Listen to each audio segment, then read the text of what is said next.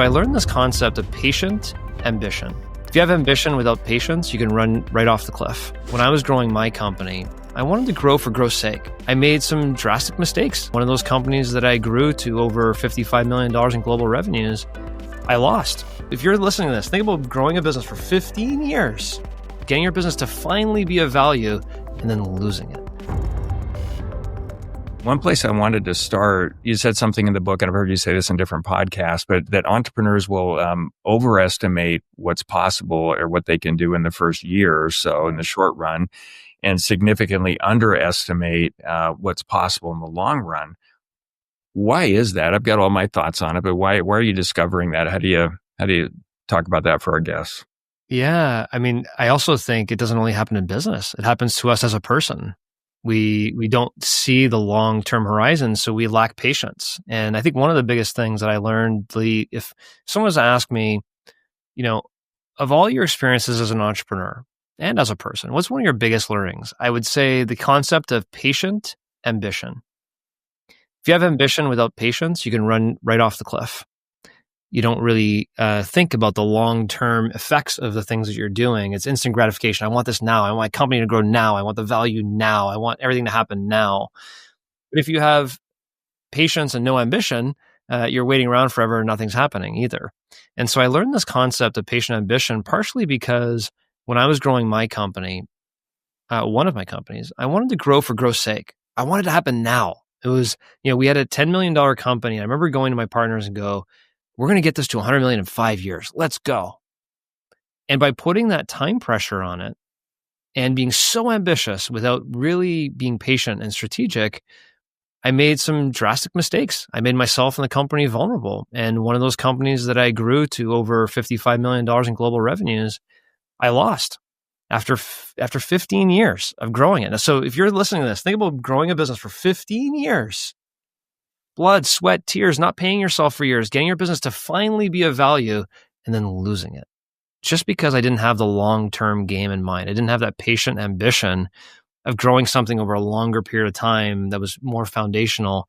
And yeah, that's why I keep bringing up the message that, we overestimate sometimes what we can do in the short term. We underestimate, if you just have a little bit of patient ambition, what you can really build. Yeah, initially, I think a lot of them that I get, because I love working with startups and everything in between, all the way up to really big public companies. They're making assumptions that they have no idea whether or not they're right. I see a lot of that. It's like your typical startup company hockey stick graph, or you're going into a new market, all these things. It looks great on our spreadsheet, but now we've got customers and people and everything else involved. And then I think there's really big limiting beliefs that we all have about what's possible in the future. And I think it's our job to keep pushing the boundaries of creating value to chip away or modify those limiting beliefs going in. I used to say it, John, and I've been saying this for a couple of decades now, I'm very patient with a strong sense of urgency. Love it. So I'm super patient as long as everybody's doing the right work. If they're not doing the right work, then forget patience. We need to change something, right? I love that approach. And I think a lot of times, maybe when you were saying what you were saying there, we go into ventures, or we go into the new year, or we go into this new product line or service with uninformed optimism. It's kind of like, oh, this is all going to work out perfectly. And I think on the other side, sometimes the financial analysts and us take the budget or the projections and, we divide it by 2 and multiply it by 50% because there's so many things that could happen and we're not sure what's going to happen, And so we get this dose of informed pessimism that turns to informed optimism ultimately. But we go through these cycles every time you start something new or looking to build something new. And so I love this concept of, having patient urgency, as you mentioned, because we also need to move. We need to achieve our 90-day rocks. Our companies work in 90-day segments. We've got to achieve the goals. So we have that. We also don't try and overshoot.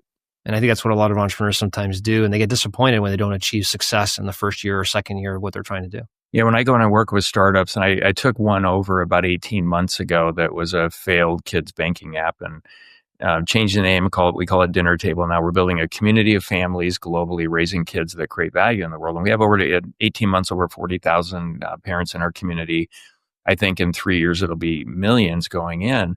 But it's been interesting. There's about 120 investors, and there's all this pressure, tell us what projections are going to be for the next 3 years and all that.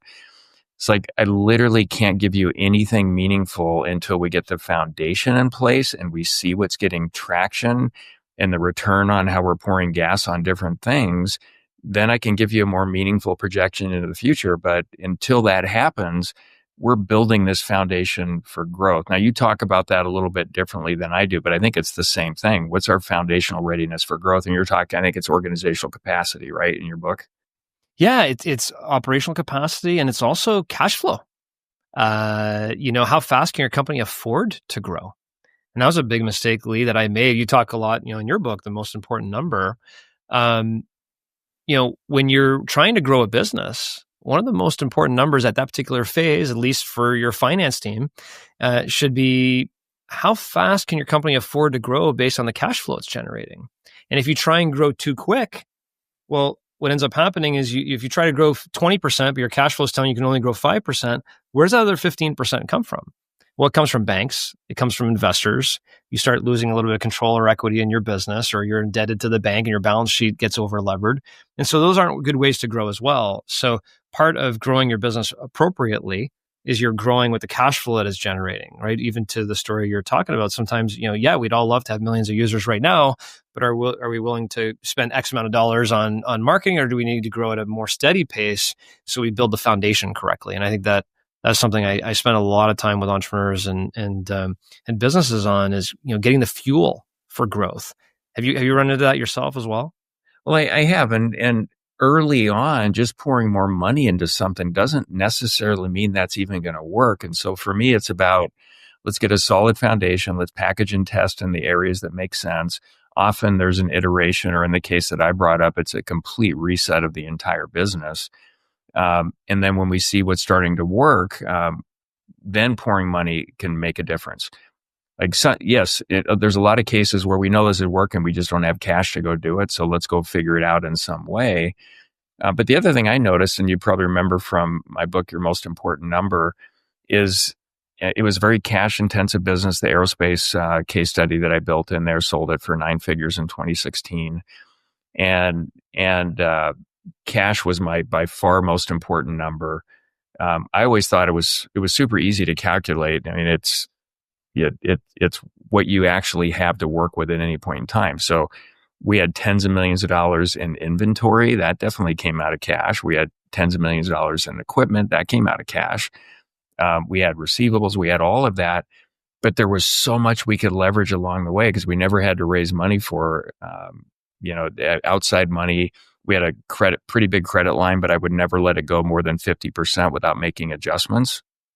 And our customers would work with us. Our suppliers would work with us. I mean, there was so much that we had to leverage. So it's not just, for me, I discovered, John, it wasn't as simple as, here's a formula on a spreadsheet and this is how you think about it and you make all decisions that way. Because if we could grow 40%, we had an opportunity, but we didn't have the cash to do it. We would also go to everyone in our circles to figure out how we can get through that. And I love the fact that unlike your first venture, and I want to get into the two different stories here pretty quick. I never had to give up control. I always had the majority interest in everything going on. And even those that had equity, if they left the company, they would have to sell it back. I mean, we still controlled all of it. So I love being in that position. So if you can, I mean, I agree with the cash flow is like everything. It's the lifeblood of a business. Talk about the two journeys and the differences and some of the things that you learned. And maybe we get into some of the 7 principles too. Well, that's maybe a great segue. But what I want to touch on first, if I can, Lee, before I move forward, is what you just said, is if I asked 100 small to medium-sized businesses, how many of you are doing strategic capital planning for your business? I just see a bunch of eyes looking at me going, what are you talking about right now? And what you just mentioned in your case example is you were doing strategic capital planning for your business. It was like, no, we have an opportunity to grow 40%. So how are we going to fund this where are all the sources it can come so I can still protect the equity and control of the business, not overlever the balance sheet, not put ourselves in a bad position, but strategically plan this capital that we need to grow. Small, medium-sized businesses do not have that in place. So what they do is they go 40%, let's go 40%, let's make it happen. And they make it happen and they look back and they go, oh crap, now my balance sheet's in trouble. Oh crap, I brought these investors in are now telling me what to do. Oh crap, I just lost control of my business. And that kind of is the segue to my first story, which is, we grew this company to $55 million in global revenues over 15 years, like I mentioned. It was an industry that I loved. We had the most amazing culture, the most amazing team. This was a rocket ship. We were going to take this thing to the moon. It was the most amazing business I've ever built. But along the way, I made myself and the company vulnerable. I wanted to grow so quick that we didn't capital plan appropriately. We over-levered the balance sheet. We invested in areas that were losing money, and instead of killing them, we kept investing more money in the losing areas to try and fix it, which is not really a good proposition. And so we had some divisions that were really, really profitable. We were taking the really, really good profits, putting it against really bad divisions that were losing money. We had an over-levered balance sheet. I brought in some people to the company I didn't vet necessarily appropriately. The idea was, well, let's delever this balance sheet, bring on some private equity to bring us to the next level. We bring in the private equity, lost control of the company. I now, 6 months later after bringing the private equity, get fired. I owned 8% of the company when that happened. I started with 33%, a little bit better.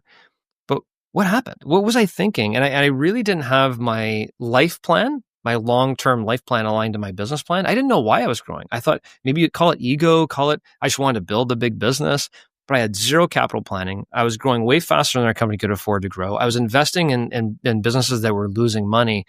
My capital strategic plan was way off. And I put myself and the business in that vulnerable position.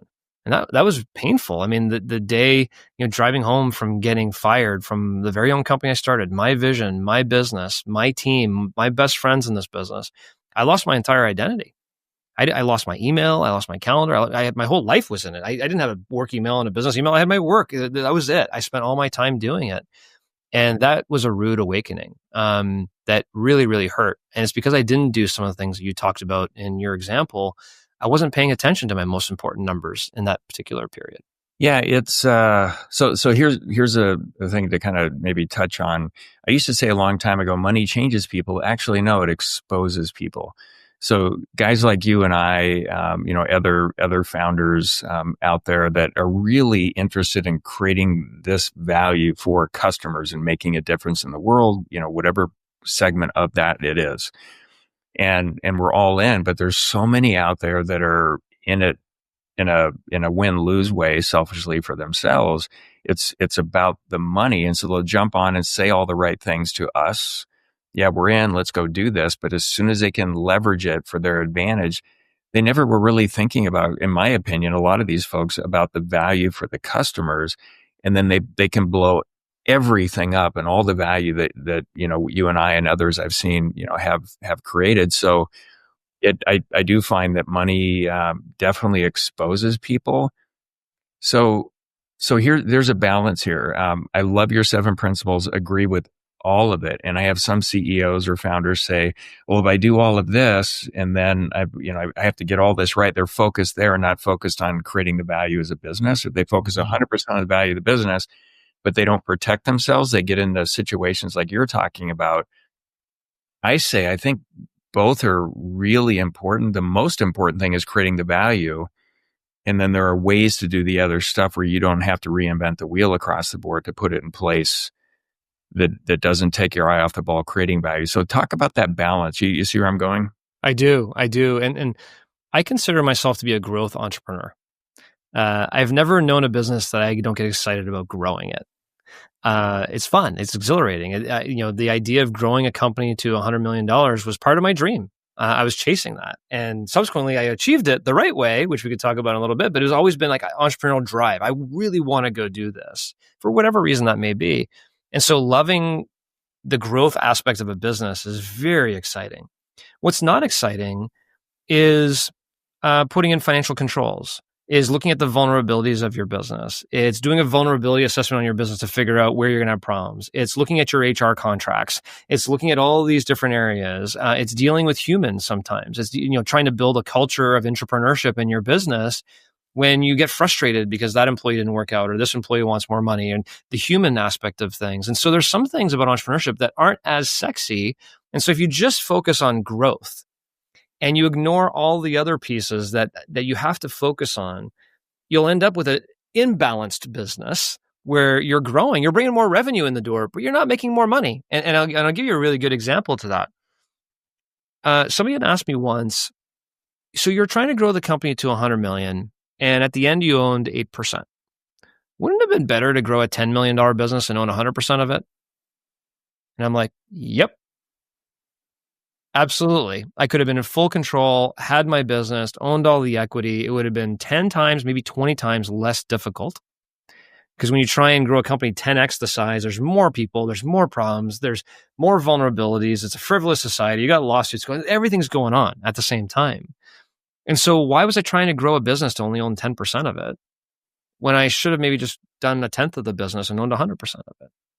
There I can have more balance and more equity in the business and what I'm trying to do. And so there's a lot of balance, I think, that needs to occur when you're growing a business, and it can't just be growth, although that is the most exciting part. Well, for a company to be healthy, I just firmly believe it has to responsibly grow and continually do so. Responsibly grow, yes. And it's so good for all of the stakeholders that are in it for the right reasons, especially employees, customers, suppliers, all that, in my opinion. And when I think about control, like if we really want to grow and have a major impact, I don't mind reducing the amount of equity, but I don't want to reduce my amount of control.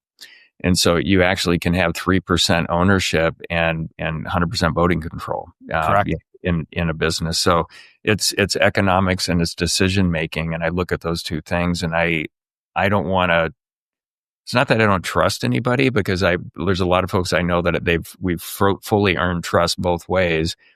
But until I know, I'm not going to trust somebody, because money exposes people in ways that are kind of nuts. I don't know if you have any examples of that, where probably from the first, yeah, a lot of examples there. So maybe share an example and then shift to, hey, I learned all of this, now I'm doing this, and wow, it's working incredibly well. Yeah, perfect. I mean, I think the example I would give would be summed up with, show me the incentive and I'll show you the result. And so as I sit here today, do I blame the private equity group for some of the things that happened? Sure I do. Of course, I'm human. But I'm also introspective of what I should have done differently to not put myself in some of those positions. But what was their incentive? What is their incentive? Their incentive is to get return on their investments from their stakeholder group, and they did what they felt was going to be best for their return on incentive. They didn't care about, I had best friends in the business. They didn't care about some of the culture pieces we created. They have their playbook and they're running their playbook. And so, I really feel that, we talk about money, potentially being some sort of evil. I would actually return it back to the premise a little bit of your book, which is, show me the number they care about, show me the incentive they're going after, I'll show you the result. And so we all have different things that we're going after. See, when I was growing the business, I probably cared more about pride and ego of growing this business to 100 million than I even cared about my own wealth. I was giving up my equity along the way, and I barely even cared. I wanted to grow this business for pride reasons. I was totally disconnected with what I was trying to achieve in the first place. And those things made me vulnerable. But if I can, Lee, I'll quickly walk through in the book, The $100 Million Journey. I have the 7 principles that you're mentioning. And the reason why I wrote those was really my learning from my big failure. But I took the 7 principles and I applied them to another business that we subsequently grew from 5 million in 2016 to 100 million in 2022 the right way.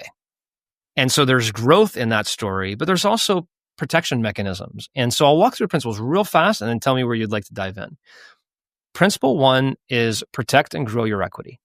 And you made a really, really good point. Percentage of ownership is not percentage of control, but people don't quite understand that. See, in my case, the private equity firm only owned 35% of the company, but were able to oust me out of the business. So think about, how did I protect myself in that situation? Did I have my own attorneys looking at things? I know small businesses, Lee, that don't even have operating agreements with their partners today. I mean, there's a lot of reasons you need to protect your equity, but if you believe in yourself and what you're doing, why not buy more equity over time instead of sell equity over time? Earn more of what you're putting your life investment into. It's your biggest asset potentially. Principle 2, build your own capital for growth. Way too many businesses are trying to bring in investors when they should bootstrap this thing, A/B test things, put more money in your winners, build your own capital for growth and fuel your growth. And way too many entrepreneurs look at their P&L and think they know how they're doing. They're not looking at their balance sheet. They're not looking at their net operating cash flow. They're not looking at how fast they can afford to grow. And that's critical to know how fast you can afford to grow. But also, if you don't take care of your capital, you don't grow your own capital, you end up going to banks and investors and you potentially could violate principle 1 with your equity. Principle 3 is reinvest smartly. And this is what you talked about earlier, which is I'd A/B test things. And if the B test work, I'm going to put more money there. I'm going to kill the A. And you strategically find ways to reinvest the capital you've got into different areas that's going to grow your net operating cash flow. It's going to grow your ability to finance further growth so you can grow faster because you're reinvesting smartly. And in my case example, as I mentioned, I was reinvesting in bad areas. I was reinvesting in areas that was eating up more cash, not generating more cash. So I was hurting our prospects. Principle 4 is build a culture of entrepreneurship. I'm a big people person, big into leadership and entrepreneurship. And I want the people in my company to treat my company like it's theirs and give them the opportunity to build their own balance sheets for their families and participate in the growth of the business. And there's ways to do that without giving them equity. I think way too often it's like, okay, Lee, be my VP of sales. I'll give you 10%. Oh, yeah. And they start giving equity away into their business. There's other ways to do that. Phantom equity, growth appreciation, but treat them well and lead them well so they have authority and freedom to help run your business someday. That's an hour podcast right there, just talking about that. 100%. Principle 5 is how to protect the house. Way too many entrepreneurs grow. And next thing you know, there's 99 holes in the boat. There's 100 holes in the boat, you plug 99, the water comes up the other one, right? It's a game of whack-a-mole. There's always something going. As you grow, more situations happen. More HR issues, more legal issues, more growth issues. It's the growth paradox. The more you grow, the more problems you have, right? And you have to put systems in place to make sure you're not putting you and your business vulnerable in those positions. Principle 6 is accessing owner's liquidity. So as you're growing, your balance sheet's growing, your company's more profitable, but how does you as an owner enjoy that? I know so many entrepreneurs that all their wealth is tied up in their balance sheet. It's tied up in inventory. It's tied up in all these different areas they can't access. So they're spending a lot of time growing this business, but they're not enjoying themselves along the way or doing that in tax efficient manners. And then principle 7, which is the biggest one of all, is how do you move from CEO to chairperson? Well, you can't unless you do principles 1 through 6. But if you do principles 1 through 6 properly, you now have a team that can run your business, is generating the right operating cash flow. You have equity in the business. And you can spend time on other things. You're owning a business instead of operating it. You can go invest in service opportunities, spend more time with your kids. You can go start another business. You can do other things by this idea of owning a business versus feeling like you got yourself a job. But you have to do principles 1 through 6 first. So those are the 7 principles that I have in the book. Yeah. And there are how many business books out there talking about how to run a better business? More than 10 million. It's a lot. So you've got the principles, and what it comes down to for me, it's how you actually apply it. And I go back to this, this value creation mindset. So even with your 7 principles and, protecting the house, I think responsibly, giving people opportunities for equity, do all of that through a value creation mindset, like what we create for the customers. Correct. And how we're building everything else. Because I always thought if I do what's best for the entity, and I've heard you say things like this too, it'll be what's best for me in the long run. It just will be. And I have to be responsible. And it's not maybe something that people will find very sexy to do, but it's like you have to, when you have partners, you have to plan for the divorce right out of the gate in the contract. So when it doesn't work out, thank you for trying. We know what to expect going forward. And it's not this ridiculous blue sky valuations coming in and everybody just coming in for the money and blowing up the team and the employees' livelihoods and everything else. So it's, talk about that. It's like you and I, we're both consultants. We work with a lot of businesses. Hey, just do these 4 things. It'll be amazing. But you watch them apply it, and it's how they apply it. Yeah. That matters. Yeah, I would agree with that. I do think, and by the way, I've been there, just to be clear. I've been there where I probably could have used the consultant going, hey, you got to do these 4 things before you go raise capital, right? And so I get it. And part of that is because you're the chef, cook, and bottle washer. You're trying to get your business going. You're all over the place trying to manage all these different pieces. It's easier said than done. It's easier said than done when a coach or consultant comes in, right? Some expert from out of town comes in and says, hey, you got to work on your business, not in your business. And they're like, yeah, sure. Like I'm spending 12 hours. I don't even see my kids. Like what's going on? And so there's this frantic piece of it. But I do think that's the power of having coaches like yourself who can help organize a business. Like to the point on strategic capital planning, it's not because they don't want to do strategic capital planning. They don't know how to. They don't know how to. And Lee, I got a degree in accounting. I'm very involved in finance in my businesses. But it wasn't until after my failure that I was talking to a sophisticated investment banker who said, well, did you have a capital plan? And I'm like, no. I just figured we'd raise 20 million, help us get to 100 million. We go buy more companies. Didn't really process that. And so I think there's an education gap that is needed for entrepreneurs that haven't gone through some of the steps that we've gone through, that having that mentor, coach, guidance to be like, hold on, pump the brakes. The amount of times, Lee, that I meet with entrepreneurs right before they're about to get funding, they're going to sell some of their equity that they've been working hard to get this commodity of cash for their asset. And I've convinced them to not do it. And we're going to make some changes in this business. We're going to make some difficult decisions, some difficult cuts, but we're going to fund this business ourselves. And those owners now own more of the equity in their business than they did the day they came to see me. That gives me pride.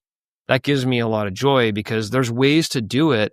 It's just sometimes the entrepreneurs backs up against the wall and they don't know what to do. And I think that's the area where we need to come in. Now, I've heard quite a few say, do you think, or pose the question, should we raise money? I think we should. Maybe we should raise 3 million. How do we get a valuation? And then my next question is always, well, what would you do with it? Yeah. And they don't have very good answers a high percentage of the time. So why are you raising money? Because you're playing this game? Exactly. It's, be really smart about that. I would love to have, I think all companies could benefit if they just had a simple dashboard. So you've got your business, you're creating this value over here, never take your eye off the ball, your business model, the value for improving for your customers, all of it.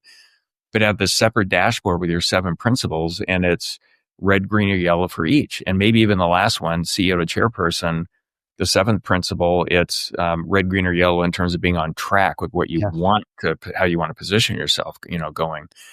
And protecting the house, like all the stuff you're talking about, if you put it off, I can't stress enough in my experience how dangerous that can be in the future, and you'll be kicking yourself around it. But that would be a cool dashboard to have. It'd be a really cool dashboard, and there's so many different subsegments to it. It's so interesting. Like, I don't know what scenarios you've encountered, but just as soon as you think things are going great, bang, something hits you. I've had wire fraud where our controller sent $250,000 to Beijing thinking that I requested it, but it wasn't me. Some of you mimicked my email with a different letter off. Next thing you know, $250,000 is gone. We've all had customers go bankrupt. There's, customer credit risk. You got all these risks that are in your business. And so growth is great. I'm a big growth guy.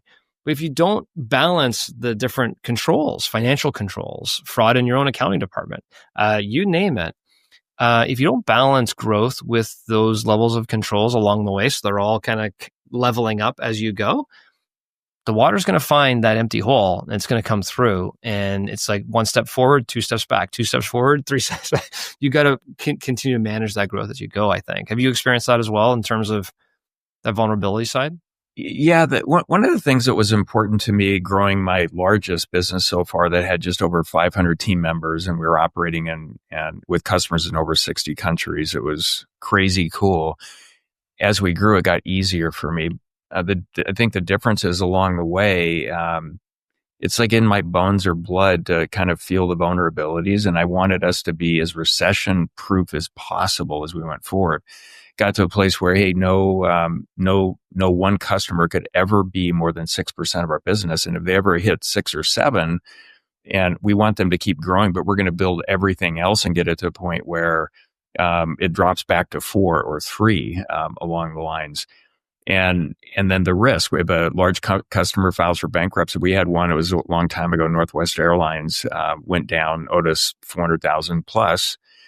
And I was like, well, how do we leverage this? Like, it's not the people we're dealing with issue. It's bad decisions at the top. And it was around, the employee, pension programs and all that.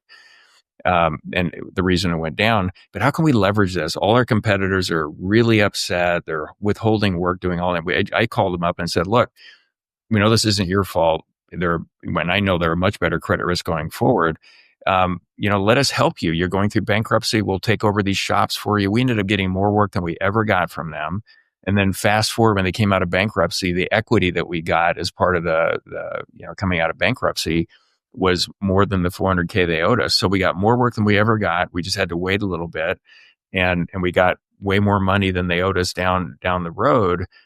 And to your points around cash flow, we were responsible enough and really formulaic in how we distributed dollars from profits to where we could weather it, and it worked out incredibly well, for us. So that was what was different maybe for me. I don't think about the ups and downs. It's crazy the first few years, and it's fun hard. I call it, like, the harder it got, the funner, or the more we would laugh around it. But as we went forward, I wouldn't allow, it just wasn't responsible to put us in a bad position. So I said a lot there. Yeah. But it's like, I just learned I better do this or we're going to be in a lot of trouble. And when you have hundreds of employees, big part of our responsibility is making sure their livelihoods are protected. Well, Lee, you just hit a soft spot for me, right? We have an ethical responsibility as founders, as entrepreneurs, as CEOs, to protect the people on our teams. And if there's one area of pain that I have in my failure, is I failed. I failed in protecting my team because I made myself and the company vulnerable to what occurred. I did not protect the house. I was building this beautiful, shiny thing on the hilltop that everybody was looking at going, wow, look at that. And I was so proud of it. And I made it so vulnerable for what transpired thereafter. And that company no longer exists. It's gone. The company went into shambles a couple of years after my departure. COVID occurred. They said, let's just take the write-off. We're going to get out of this thing. And many people were hurt by it. And if I have any pain, it's not that I got fired. It's not that I had to go through this learning. I picked myself. I figured out what I had to figure out. But I failed in my ethical responsibility to protect the business like you did. And that degree of healthy paranoia of what can go wrong here, what do we need to do, is what I talk to entrepreneurs all the time about. Because if we don't talk to them about it, they're just going to focus on the growth and the sales and next year's revenue, and they keep going, but they need to make sure they have that healthy dose of paranoia and protecting the house along the way and building a team that will protect it with them. For sure. You and I are the same. I take that really serious. I believe this for a very long time, decades and decades. Every team member I get to work with, their life is just as important to them as mine is to me. And we're all in this developmental journey together. We're working together to create this value. And I want it to I don't want to come in and say, I want it to feel this way. No, I want it to be that way. And then they get to choose how they feel about it, but be on for the ride or not. But it is wildly important. And I've seen a number of examples, working directly with companies, and I've worked with hundreds with our methodology, where this is so cool what they have, this foundation to be able to grow, but all of the investors, PE companies, others blow it up and destroy it because they're fighting for money and not looking at the value and what will likely happen if they leverage it properly 5 years down the road, 3 years, 7 years, whatever that is. That's nuts to me. I get their business model, but it's almost like they're shooting themselves in the foot thinking about control and what percentage they get in short term over what could happen. So maybe talk a little bit more about that if you could. Yeah. Well, I have a little bit of it's not a challenge by any stretch, more of a debate I'd love to have with you, or just to bounce something off of you that I've been thinking about after reading your book. And just think, and we just came back from one of our annual conferences with entrepreneurs, and one of our speakers, Patrick Donahue, was actually talking about what is enterprise value. And I know, as an entrepreneur running your business, your most important number might be enterprise value. And what Patrick said is, I think we all make the same mistake of thinking enterprise value is your EBITDA times some multiple, or however, discounted cash flows, or whatever you would look at in terms of a traditional means of figuring out enterprise value. And what he said was, enterprise value, if you look at it that way, is looking back. You're looking at the last 12 months, trailing 12 months, EBITDA times a multiple. It's looking back. Enterprise value and valuation and getting breakout valuation is looking forward. And how can your team perform in the next 7 years versus how did your team perform? I'm going to give you 7 times that value. And that's all a function of having a well-functioned team. It's a function of treating your people right that want to continue to grow your business. It's paying them appropriately. It's protecting the house in a bunch of different ways that you've eliminated vulnerabilities. It's making good investments in technology and other areas that your business will continue to prosper. It's not having customer concentration so risked at too much control of your business. It's having proper customer credit. It's having all these pieces in place. Increase your enterprise value. Maybe not in the retro angle of the last 12 months, but more looking forward. Can this business keep going in the next 10 years and create incredible value for the stakeholders and the investors and the owners in that business? And so I just want to get your take on that in terms of that view of enterprise value and why it's so important to build everything together as you're growing versus just look at the enterprise value. Here's my number. Here's what the EBITDA was times a multiple. What's your view on that? Yeah, I've always thought it's both. It's like how fast we got here and the believable story about where we can go and how well the organization is run. And one thought that came to mind that I think makes it really difficult for CEOs, founders as they're growing their business, they think they have to do all of this and keep the weight of all of your 7 principles and these things happening.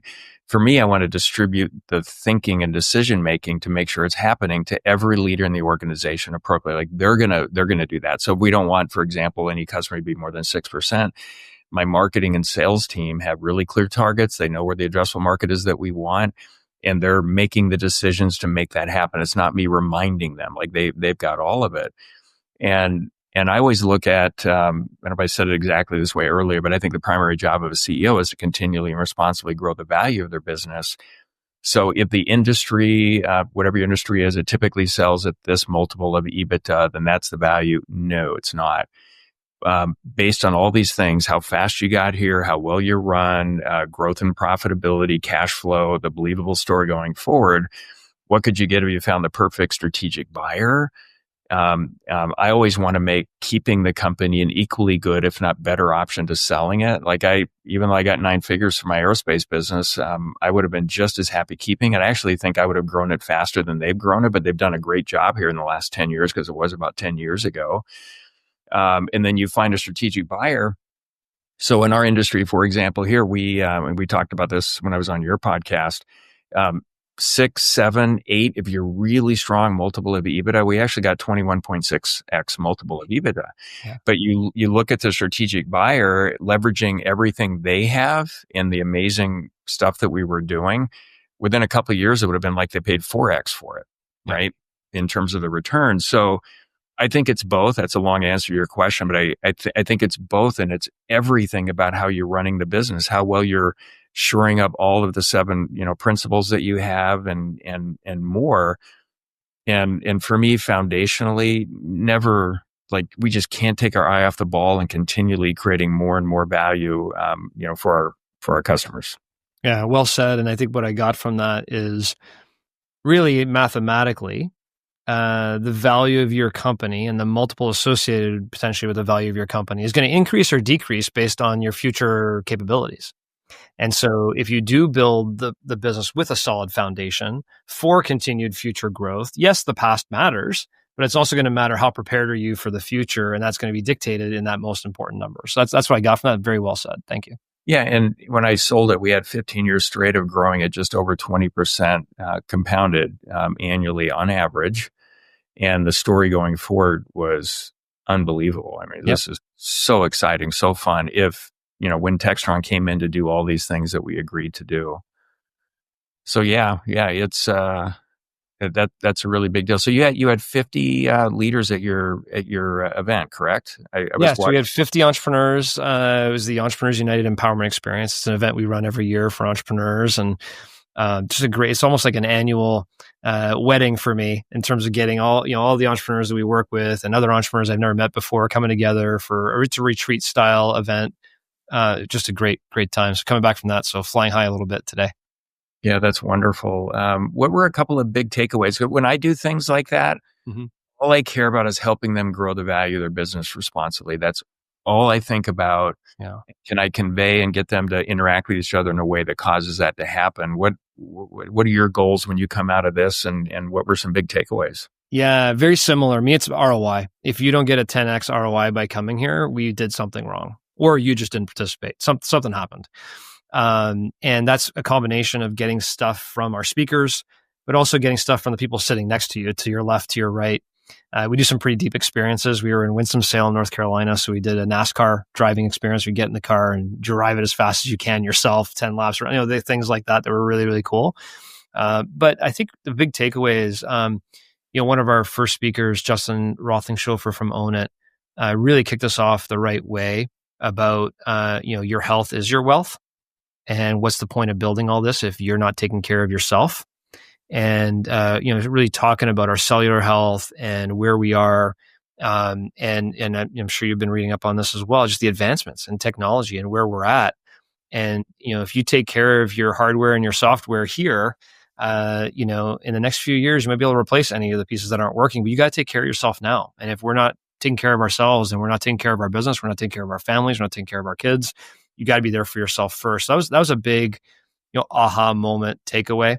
And I'd say the second one, Lee, was our Wednesday. We did all about AI, and not just here's how you prompt ChatGPT to help you create an agenda. It was about how you get ROI in your business today, like not tomorrow. How do you use AI, train your teams on AI, and build AI workflows in your business to help your team remove this manual work they're doing, be more efficient so they can produce more and increase your operational capacity. So we spent a lot of time on that on Wednesday. And there's some massive movements there that just keep happening over and over again. But what I'm loving and what I'm seeing now is the ability for you to put very short investment into AI capital infrastructure and get really strong ROIs on some of the tasks that we all have in our businesses that should be automated. Yeah, I actually think that companies should have an AI policy, and it can be really simple. I mean, what I recommend at a high level, it's use it for efficiencies as a tool that you're talking about. Use it to help you think, never use it to think for you. And what's interesting to me, what's happening with marketing and everything kind of blowing up out there is that it doesn't matter where it is, everybody's starting to look, feel, and sound the same. Yep. And it's AI homogenized all the way through. And I don't know what's real anymore. Resumes are run through AI. Like all of this everything is polished perfect. So I don't believe literally anything anymore without verifying it. And so I think where we're going, John, is that this sort of verified, trusted relationship-based network that we have for working, customers coming in, employees coming in, everything that we want to do is where it's going, because the rest of it is just noise. And the marketing emails I'm getting and getting hit from different angles, it's more than 10x what it ever was before, and they all sound the same. So it's like just noise that I turn off. Talk to me about, did that come up in the event? Yeah, absolutely. Part of it, we had a computer scientist there, Jaden Hale, and just talking about the impacts. The impacts of AI on our brains. Are we getting dumber here? Are we getting smarter? How are we using it? And everything you're talking about, we're seeing out there. And I think that's where teaching your teams, not just having an AI policy, Lee, but I have a team of 120 people. We're all in Google Workspace. We've never trained them on how to use Google Gemini, which comes for free with the package that we have, to help them perform tasks that they need more responsibly, more efficiently, more effectively. Train them on the policy, walk them through different things they could be using this for that's beneficial to them. So it's a little bit of the wild, wild west where everybody's kind of doing their own thing out there right now. How do you get ahead of that as a business? Because going back to enterprise value, if that's my most important number, my enterprise value, if I invest properly in my team's operational efficiency and train them on how to use these tools and build tools for them that will help them be more efficient. Not necessarily an AI voice answering the phone, but how do we use the tools so that the tasks that they have that may take them 10 hours to do, take them 2, so they can spend more time taking care of the customers, more time being on site with the customers. All those kinds of areas I think are very appealing to me. I think there's massive ROI in business today to redeploy your team in areas of high impact. Yeah, and I'm always trying to keep them focused on, intensely, passionately creating this value. And if AI helps you do it better, so again, efficiency, help you think, never think for you. Now we're applying it in the right way, but I do see a large group of folks that are using it and moving towards being lazier. Correct. And, we call different movements and cultural aspects different things, but I'm calling it, we're in the middle of what I hope is not going to be true, but it feels like the great cognitive decline. Because we're using AI to think for us and do the work so we can be lazy and lose the self-esteem and fulfillment that comes from actually earning something. Yep. I think you're spot on. I think it's a problem that I think we're going to be living with for a little while now. But to your point, those who do that will soon find that what they're saying is not landing, whether it be on social media or whether it be the content the company's putting out. If everything just looks the same, smells the same, tastes the same, and I feel like I'm talking to a robot, you're going to lose that personal touch. And I think those back to your point, somebody at our event mentioned this. They're like these experiences where we're getting together and really learning from each other and thinking and pushing each other and challenging each other in this experience environment is going to be more and more what we want as a people versus the opposite. So I think that's all going to ultimately shake out as well. Yeah. And when somebody says to me, I've got this perfect algorithm and you just plug it in, you make all this money, you don't have to do anything. I'm not even interested in them anymore. I mean, either. You just want money for yourself. You don't even care about creating value and getting a fair exchange for that. Yep. And so, set that off to the side. The companies that really want to do it right, I think order matters. To me, there's like 4 different stages to continually responsibly growing the value of your business. Like you're in that state where it can actually happen. But first and foremost, I think we have to get alignment at the top. Like this is where we want to go. Here's roughly how we're going to get there. And here's what's in it for all the team members to do it. And then you start cascading that all the way out. And I've worked with companies that say, we're going to do this cultural thing and we're going to run them through this exercise to see if they're really in and all of it. And I said, why are you doing that? Well, because they're just not doing it. Well, have we explained to them what we want? Well, no, not really. Okay, so why would we do that before we have role clarity around how they're in the structure that they were designed, this role is designed to create value. What are you seeing there? Because I see a lot of entrepreneurs, they go to an event, they talked about this thing, they're going to come back and do it. But it doesn't mean anything without something in the foundation that's missing. Yeah. Well, I think that kind of goes to what you're saying. You need a strategy. You need a long-term, one of the things I talk about, we haven't talked about in this conversation necessarily, but I'll take a step earlier than that. I have a 30-year life plan. I didn't used to have a 30-year life plan. If I talk to 100 entrepreneurs, who has a life plan written down on paper, not 30 years, just 10 years, 5 years, doesn't matter. None of them raise their hand. You need to know what you want in life. To your point on, would you want to start a one-person company with AI to just do all these different things for you and make money? Not appealing to me. I love working with people, but I have a life plan of what I want, business-wise, spiritually, relationships, wealth, health, all those kinds of things.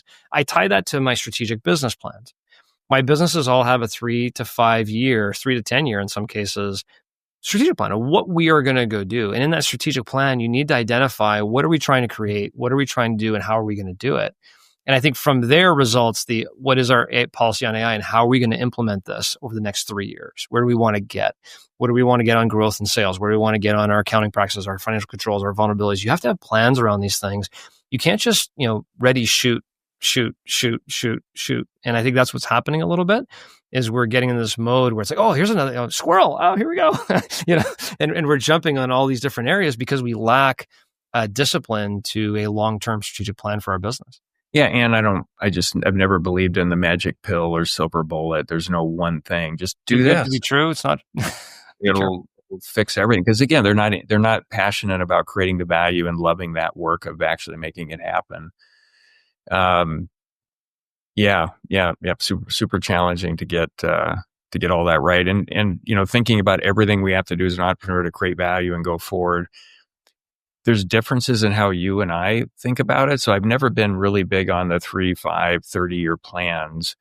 The way I've been approaching it, I can't wait to get your take on this, is I know what's possible. So directionally, I want to go there. Let's say, for example, Dinner Table, this one company that I'm CEO of right now. Directionally, I want millions and then tens of millions of families doing this because it'll move the needle, make it a better world for all of us to interact with. But I don't have a 3-year plan. I look at it and say, well, what's the foundation we need to discover what it's going to take to move in that direction? And then at every point in time, what are we discovering and how do we, change what we're leveraging, how we're leveraging to move in that direction? That's different. And even my aerospace business that grew is yes, I can see $1 billion potential for a company for sure. But early on, we need to get to the $1 million first. So let's create as much value as we can. We'll discover so many things that we can leverage, and then let's grow based on that and have a system that's looking at all those levers and keeping it in balance going forward. I call it value creation flow structure. You look at everything from awareness to ongoing customer experience, and then the support structure for all those functions. And everything at every point in time, they're moving around red, green, yellow, and keeping it all in balance. So what we discover helps me keep the team focused on this is what we need to do right now to keep moving in that direction. So that's the way I've done it. Talk to me, like kick some holes in that. There's advantages to both, I think, but that's my approach. Yeah, well, I'm in no position to kick holes in your plan. You've done pretty well for yourself. So whatever you're doing, just keep doing it. But I'll explain what I do and why. I think for me, when I had the big failure of that business, one of the aftermath thoughts was, what am I trying to do? Like, why was I trying to grow so quick? Why was I trying to grow for even the sake of giving my equity away or selling my equity? Like, what was I trying to create? What was the purpose of this whole thing? And through a lot of introspection, why was I in a rush? I'm young. What's the rush? Why don't I create something of value that I really care about? And so I designed this 30-year life plan for myself. And it wasn't so much about being locked into here's what I want 30 years from now. I took the 30 years, I have a 15-year plan, a 30-year plan, a 15-year plan, a 3-year plan, a 1-year plan. And every quarter, what am I doing towards that? And what that does is it keeps me focused on my workout routines, on my nutrition, on spending time with my kids. It gives me a focus on what's important in my life. And then let me design a business plan that matches that. That was the genesis of that. I thought was really important. And it's aspirational too, to think about what the next 30 years has in store. And I'm not in a rush on a personal level or a professional level to achieve anything anymore because it's a long time. But on the business side, the reason why I like the 3 to 5 year plans, I think what you have is the vision, like we're going to serve X amount of people. That's the vision. Okay, what do we need to be doing today? Let's keep moving those markers towards it, which I think is very effective. The reason why I like having that 3 to 5 years point, where do we want to be, is because when I'm coaching the entrepreneurs that are running my companies or other companies, I like to spend my time there while they're spending the time on what needs to be done this week or next month. And so while they're working a little bit in the business, I'm helping them rise above that a little bit and say, okay, well, strategically, here's where we want to be in 3 years. Is what you're doing in the next 90 days matching towards that plan? So I'm following a little bit of the scaling up / EOS traction method of having a vision of where you want the business to be in the short term, not too long term. That helps me kind of guide them a little bit on the every quarterly, rock decision making on what's most important this quarter. Because a lot of times the entrepreneur will focus on the problem du jour and not really on where they need to be in 3-year marker based on the strategic plan. So that's kind of why I do that. It helps guide me a little bit on the journey. Yeah, so I think we're doing the same thing just differently. So even in the concept, the most important number, here's the number. It's not a thing that just sits there as a description. There's a plan. Like you're going to start here over time. This is where you're going to be. So there, technically is absolutely a goal that's could be 2-3 years out along those lines. It's just every day, what's the best work you're doing to improve what's most important, which collectively increases the value of the business. Yep. That's kind of how I'm thinking about it in there. From this conversation, any big takeaways for you, or any as we're closing up on time, your final thoughts for our listeners that you want to share? Yeah, no, Lee, I really appreciate the conversation. I appreciated reading your book. As I mentioned, before we even started recording, I took your book and read it right away and brought it to my executive team and said, okay, what's everybody's most important number? We need an org chart. And we created an org chart of, from the ownership down through the executive team, what everybody's most important numbers were. And they were going to take it to their teams and kind of cascade that down. So our org chart didn't have, necessarily titles on it. It had the numbers of what they had. I think that's the biggest takeaway I've had from our relationship and getting to know you. And I think just the different ways that you're, even just this last conversation, how you're approaching it versus how I'm approaching it, just the ability to sharpen that saw. I think, for me as an entrepreneur, listening to this conversation myself, what you've been sharing, this idea of being really diligent with your capital strategy, this idea of being really diligent with potential vulnerabilities that exist. It's all stuff that sometimes we run too quick and we don't take a second to listen to conversations like this and go, oh, yeah, you know what? Maybe I'm not paying attention there or here. So if you're listening to it, just like I've been listening to Lee talk in this conversation, like that's what I want to take away from this is, making sure we have the proper capital strategies in place, make sure we are building the right team for growth, make sure we are protecting our equity. It's just so important. Yeah, and they don't really have to reinvent the wheel on any of this. There are experts out there that have done it. You've got a ton of great information in your book, and I recommend all the listeners read it for sure. And that becomes your checklist. And so you don't have to think too deeply about it. Well, maybe I should rephrase that. You should be thinking deeply about it when you're setting it up, but just make sure it's happening. And then focus on creating value, and all this stuff is and it takes a lot of stress away, right? When you have this stuff in order. Oh, no question. It feels so much better. Yeah, 100%. And if our listeners want to learn more about the work that you're doing and how to possibly connect with you, how can they do that, John?